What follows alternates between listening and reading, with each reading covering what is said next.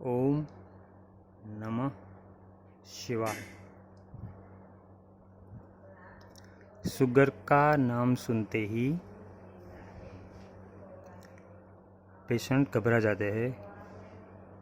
अरे ये बीमारी मुझे क्यों हुई, अब तो ज़िंदगी भर दवाई खाना पड़ेगा।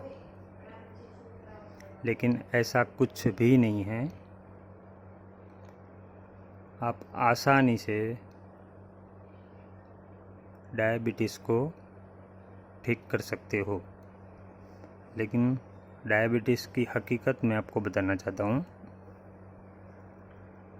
आज से जब भारत आज़ाद नहीं हुआ था तो आपके दिमाग में ये बात कभी आई है कि ये जो आंकड़े बनाते हैं वो आंकड़े भगवान ने तय नहीं किए हैं, हम मनुष्य ने तय किए हैं।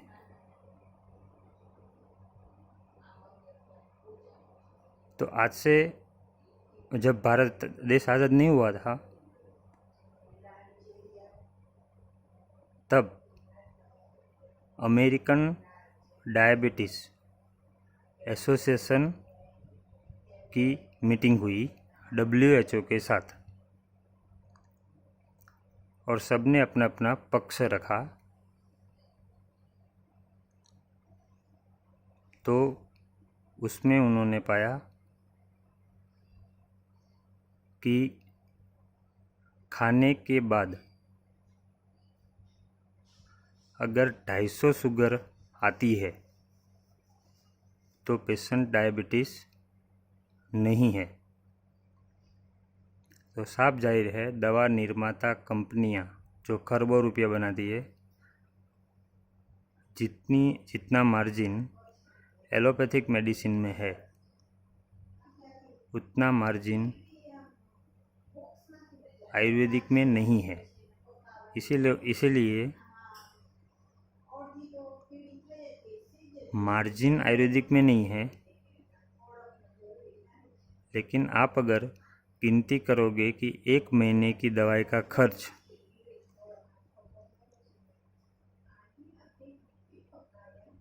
और आयुर्वेदिक की एक महीना का दवाई का खर्च आप बैलेंस करना, एलोपैथिक का खर्च उससे ज़्यादा आएगा। तो डायबिटीज़ से बिल्कुल घबराने की ज़रूरत नहीं है। डायबिटीज़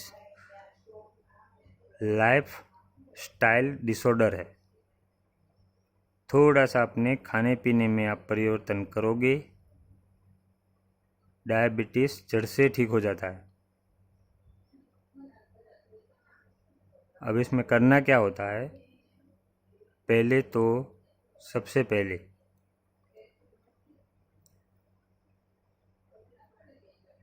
मैंने एक वीडियो भी डाला है, आप देख लेना कि जो मेरे गुरुजी थे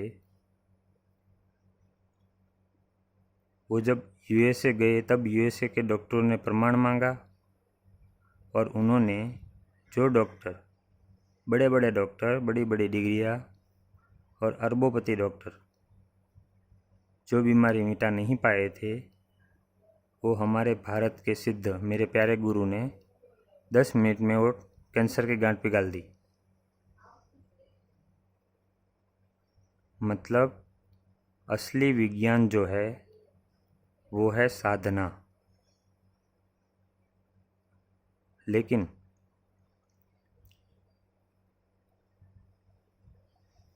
पूजा पाठ, कर्मकांड, हवन ये भगवान के प्रति हमारी श्रद्धा को बढ़ाते हैं। लेकिन भगवान भाव के भूखे हैं। तो जब आप साधना करो तो ऐसा नहीं कि मेरी इनकम बढ़ जाए,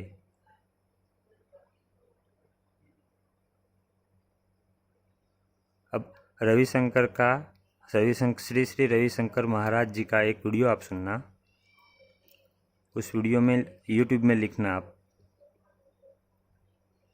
श्री श्री रविशंकर महाराज, पैसों का महत्व, इतना लिखोगे और उनका वो व्याख्यान सुनो, आपको पता चल जाएगा कि जो सर्वे हुआ उसमें पूरी दुनिया में अगर 100% गिना जाए तो 64% लोग हमेशा खुश रहते हैं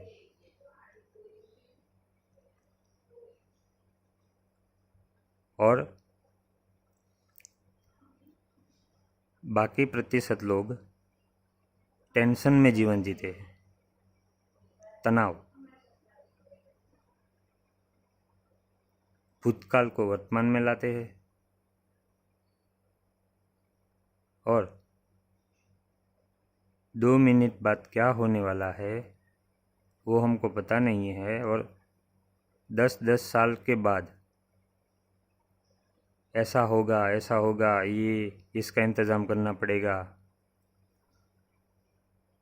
लाइफ इंश्योरेंस कभी मत लीजिए, क्योंकि मैं पहले भी बता चुका हूँ कि doctor Bernard research foundation of London, और ये एक रिसर्च नहीं, मैं आपको ऐसे हज़ारों रिसर्च इंटरनेट पे दिखाऊंगा, कागज़ भी दिखाऊंगा, साफ साफ लिखा है कि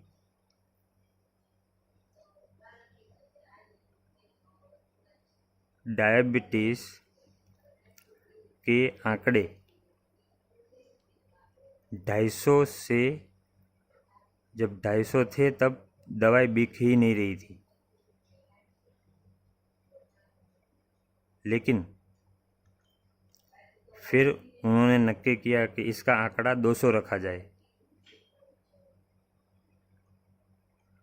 तो जाहिर है थोड़े पेशेंट तो बढ़ेंगी, उससे भी उनकी भूख ख़त्म नहीं हुई,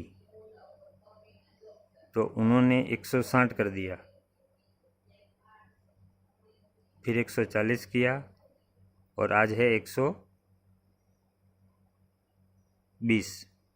यानी कि 120 अगर शुगर आ जाए तो डॉक्टर ये नहीं बताते हैं कि थोड़ा एक्सरसाइज करो, थोड़ा खाने में कार्बोहाइड्रेट कम करो, बस सीधा गोली लिख देते हैं। अब गोली किस प्रकार काम करती है उसको जानिए आप। सबसे पहले वो डॉक्टर देते हैं मेटफॉर्मिन,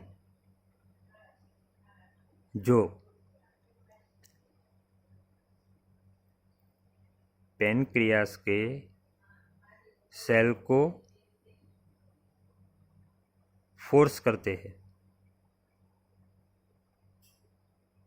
कि तुम ज़्यादा इंसुलिन पैदा करो।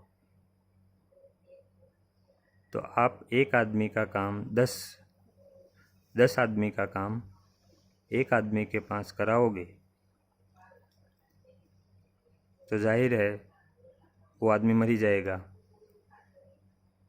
सेम टू सेम हमारा शरीर 55 लाख ट्रिलियन सेल से बना हुआ है, और हर एक सेल का अपना अपना दिमाग है। जैसे थायराइड है, तो अगर आप थायराइड ज़्यादा आया तो आपने जो हॉर्मोन्स कुदरती रूप से हमारी थायराइड ग्रंथि में से निकलना चाहिए उसको केमिकल फॉर्म में रोज़ एक गोली दे देते हैं। उसी तरह शुरू में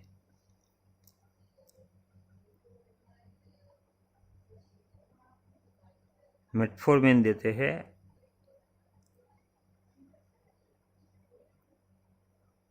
फिर लेकिन चीनी, कार्बोहाइड्रेट, उसके प्रति कोई नहीं बताता है। आप नहीं मानोगे, अगर आपकी पूरे बॉडी का खून निकाल के शुगर चेक किया जाए तो 1 चम्मच शुगर चीनी में जितना, 1 चम्मच कितना, 5 ग्राम, 1 चम्मच चीनी का चम्मच, उतनी शुगर काफ़ी है हमारे बॉडी को मजबूत रखने के लिए। तो होगा क्या, जबरदस्ती गोली देकर इंसुलिन को बढ़ाया जाता है। तो वो बीटा सेल, पेनक्रियास के बीटा सेल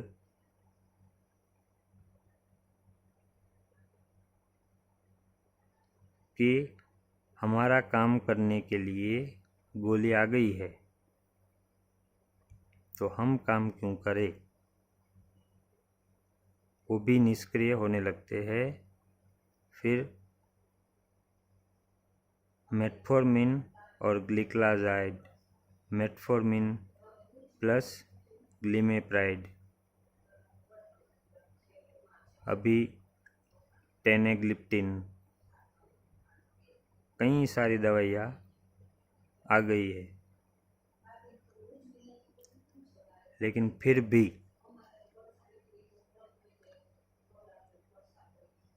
एक गोली से बीमारी चालू होती है, फिर थोड़े दिन बाद वो गोली 2 हो जाएगी। अब जब 2 होगी तो 3 महीना लेने से आपका शुगर लेवल नॉर्मल तो रहेगा, लेकिन कभी ये सोचा है कि वो शुगर गया कहाँ? वो शुगर जमा होता है हार्ट की दीवारों में, लीवर में, किडनी में, जहाँ उनको जगह मिलती है वहाँ पे चिपक जाते हैं। मतलब शुगर को गोलियां ठीक नहीं करती है, शुगर को केवल ब्लड से कम करती है, शरीर से नहीं। तो वो शुगर जो है वो शरीर से कम होनी चाहिए, क्योंकि अगर वो अंदर पड़ी रहेगी तो थोड़े दिन लेने के बाद सबसे बड़ा साइड इफ़ेक्ट है आपका कोलेस्ट्रॉल बढ़ने लगेगा। या फिर जो कोलेस्ट्रॉल की गोली खा रहे हैं वो 3 महीना कोलेस्ट्रॉल की गोली खाएंगे तो उनका शुगर लेवल हाई हो जाएगा। तो दोनों तरफ से आदमी फंस जाते हैं। इतनी बड़ी साजिश चल रही है, केवल और केवल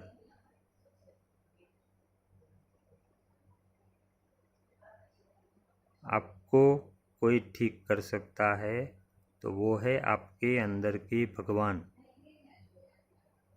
जो मेरे गुरुजी कहते हैं कि आप धड़ल्ले से जाओ, कितना भी शुगर हो, साधना करो और 2 रसगुल्ले खाओ वापस, और साधना करो और तुरंत ब्लड दो, शुगर नॉर्मल आएगा। क्यों? क्योंकि ऊपर वाले के वाइब्रेशन, साधना के कारण ऊपर वाले के वाइब्रेशन शरीर के अंदर प्रवाहित होते हैं और एक एक सेल को इतनी एनर्जी से भर देते हैं कि वो शरीर को अपने आप ठीक करने लगते हैं।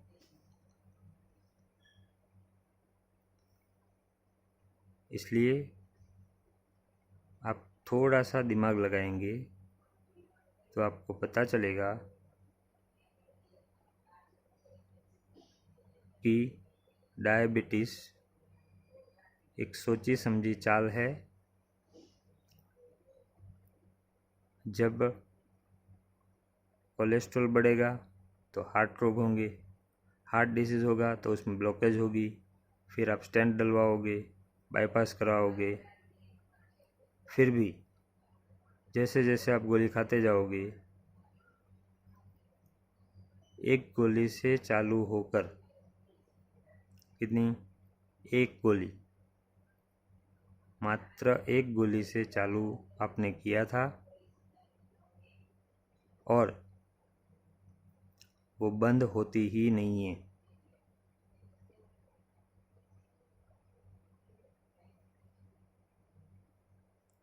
लीवर खराब होकर, पैनक्रियास का कैंसर होकर, या फिर किडनी फेल होकर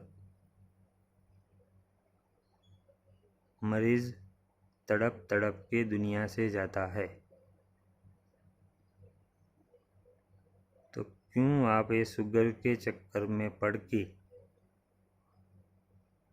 ये तो कॉन्स्पिरेसी थी, वो मैंने बताई। मैं कोई अपना आंकड़ा नहीं रख रहा हूँ, मैं बस इतना कह रहा हूँ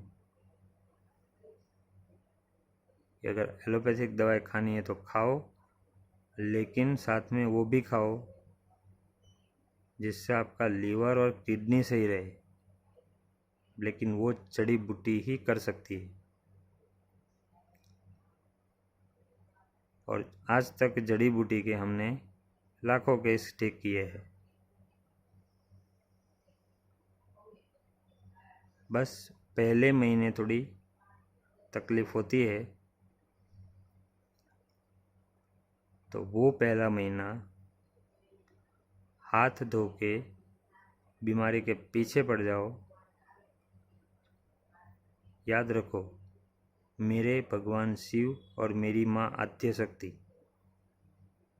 मेरे कृष्ण, मेरे विष्णु,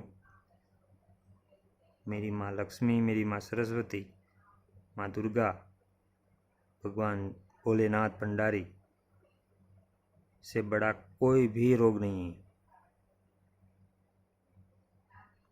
जब तक आप उससे नहीं जोड़ोगे, आप ठीक हो ही नहीं पाओगे। फिर आप डॉक्टरों की गलतियाँ निकालता फिरोगे। इसलिए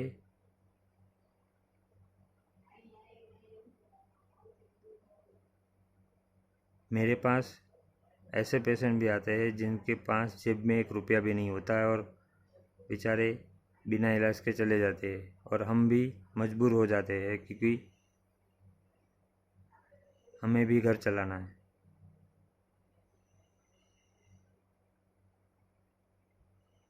इसीलिए मैंने मेरी फीस 200 रुपया कर दी,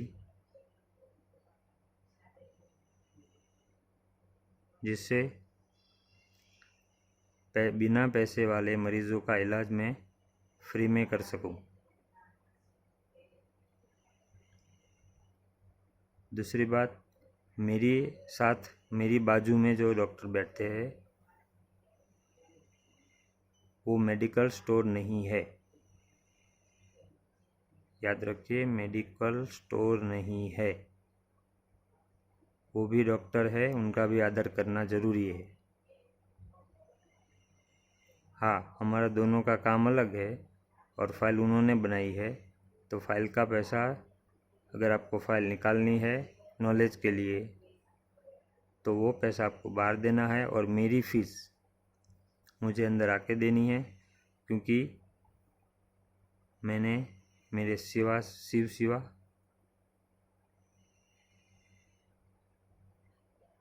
गुरु, सिद्ध गुरु के अलावा कभी किसी से पैसे मांगे ही नहीं है। और मैं कर्म बंधनों से ऊपर उठ चुका हूँ, लेकिन आप कर्म बंधनों में मत फंसो। इसलिए अगर आपको लगे कि फ़ीस ज़्यादा है तो किच किच करके पैसे मत दो।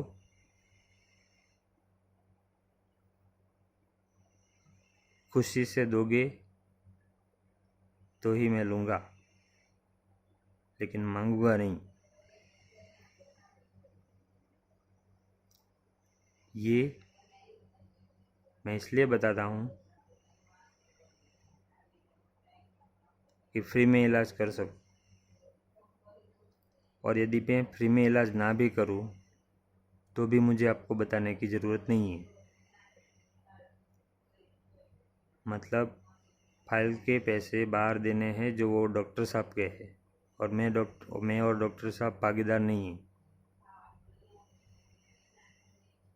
तो मुझे पहली बार दिखाने का फीस होगा 200 रुपया, जो मुझे अंदर देना है, अंदर आके मुझे देना है, बाहर नहीं। पर किचकिच करते नहीं, खुश होकर किचकिच करके देना है। और दूसरी बात, इतनी सारी दवाई, इतना सारा पाउडर, मैं पाउडर नहीं पाता है, मैं कच्चे पे नहीं रह सकता हूँ, मैं योगा नहीं कर सकता हूँ, मैं कसरत नहीं कर सकता हूँ।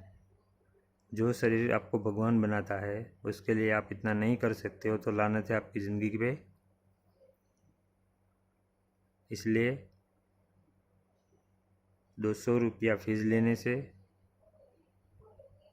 दूसरी बार आओ तब हर बार की फ़ीस होगी 100 रुपया। तो ना इतनी फीस से मैं करोड़पति बनूंगा, ना मेरे बाजू वाले डॉक्टर, ना नीचे मेडिकल वाला। 15 दिन की दवाई में 200-300 नफ़े में वो भी करोड़पति नहीं बनेंगे। मैं तो अरबोपति पहले से ही हूँ, क्योंकि मेरे साथ जिसने पूरा ब्रह्मांड रचा, मेरे शिव, मेरी माँ आद्यशक्ति और मेरे गुरु और सारे सिद्ध गुरुमंडल, सप्तर्षि, और मेरे शरीर को जिसने जन्म दिया वो मेरे प्यारे परब्रह्म माता और हमेशा स्वस्थ रहने वाले मेरे भगवान पिता, और मेरे वास्तविक माता पिता भगवान शिव, शिवा, माँ आद्यशक्ति। ज़रूरत होती है कहीं ना कहीं से वो मुझे दे ही देते हैं। इसलिए मैं तो कर्म बंधनों से ऊपर उठ चुका हूँ। तो अगर गलती से आप पे गुस्सा भी करूँ तो मेरे मन में वो भाव नहीं होता है कि आप मेरे दुश्मन हो।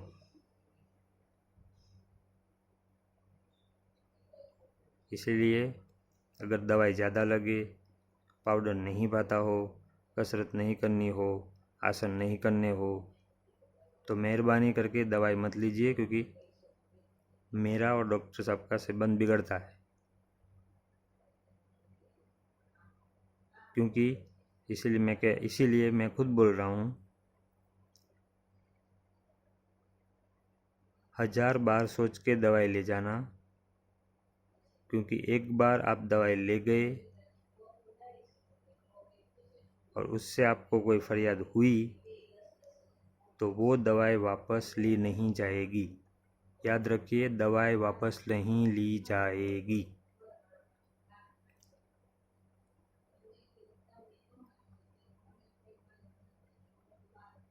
इसीलिए मैं बोल रहा हूँ, साधना करो, व्यायाम करो, कसरत करो, अपने शरीर को मजबूत बनाओ। 64% लोग जो खुश है वो बिल्कुल गरीब है, और वो अपनी मस्ती में जीते हैं। और बाकी जो अमीर है उनको न जाने कितने रोग है, कैंसर है, डायबिटीज़ है, किसी के चलते चलते पेट में संडास हो जाता है, पेट में पेशाब हो जाता है। ये आपके कर्मों का परिणाम है, उसके लिए कोई डॉक्टर जिम्मेदार नहीं है।